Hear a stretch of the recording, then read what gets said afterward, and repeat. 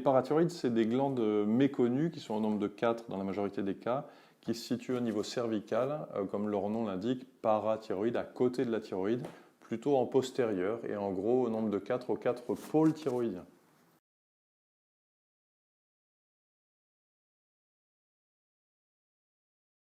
Les glandes parathyroïdes servent à maintenir un taux de calcium normal dans le sang de tout organisme, en étant plutôt hypercalcémiantes. Il y a d'autres glandes, d'autres sécrétions qui permettent de faire baisser le calcium. Ces organes-là servent à le faire monter.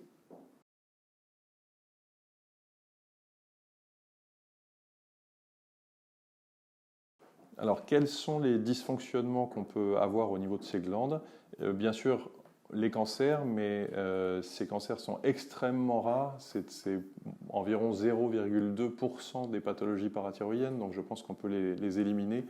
La grosse majorité des dysfonctionnements sont des hyperfonctionnements par augmentation de la taille d'une ou plusieurs glandes.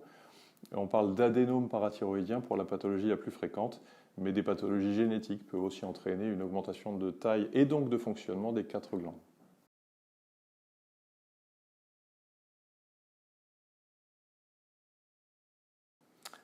Alors, il me semble en tout cas que ces glandes sont assez mal connues, peut-être de par leur taille, premièrement. Deuxièmement, elles sont uniquement mises en cause en cas d'hypercalcémie, c'est-à-dire en cas d'augmentation du calcium dans le sang, ou dans les suites d'une pathologie thyroïdienne, parce que quand on opère la thyroïde, on passe tout près d'elle, donc on peut les traumatiser. Après, elles entraînent de multiples pathologies qui sont malheureusement très peu spécifiques et qui font que les médecins traitants, en l'occurrence, ou d'autres spécialistes, ne pensent pas forcément à cette pathologie-là de manière systématique.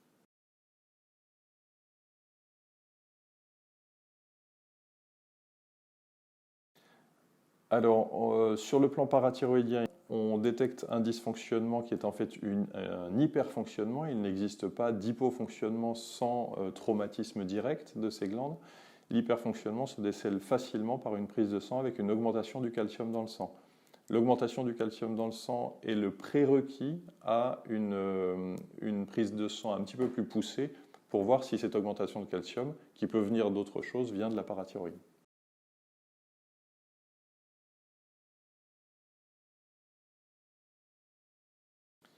Alors sur le plan chirurgical, on peut bien sûr enlever une, deux, trois, mais pas quatre glandes.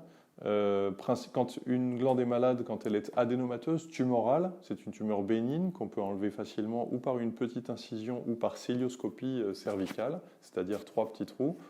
On peut être aussi amené, si on ne sait pas quelle est la glande en cause, à devoir faire une ouverture classique, une cervicotomie de 5 cm pour aller visualiser les quatre glandes et être certain de leur normalité.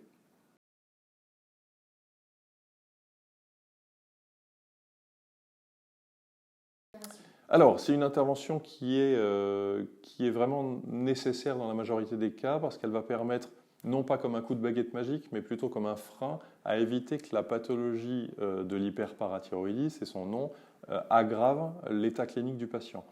Ça pourrait permettre d'éviter qu'une ostéoporose fracturaire arrive, d'éviter des calculs dans les reins, ce qui est toujours désagréable à avoir, et puis surtout résoudre une majorité de petits signes non spécifiques comme une fatigue, des crampes plus fréquentes, des douleurs arthrosiques, des tendinites par exemple, qui empoisonnent la vie du patient au quotidien.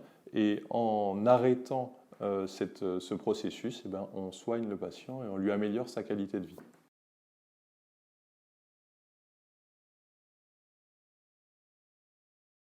En termes de population cible, c'est des organes extrêmement sensibles aux radiations. Donc les patients qui auraient eu des antécédents d'irradiation thérapeutique pour un problème de l'ordre du cancer ou diagnostic avec de multiples radios pourraient être une population cible chez qui il faudrait peut-être doser le calcium lors d'un bilan standard.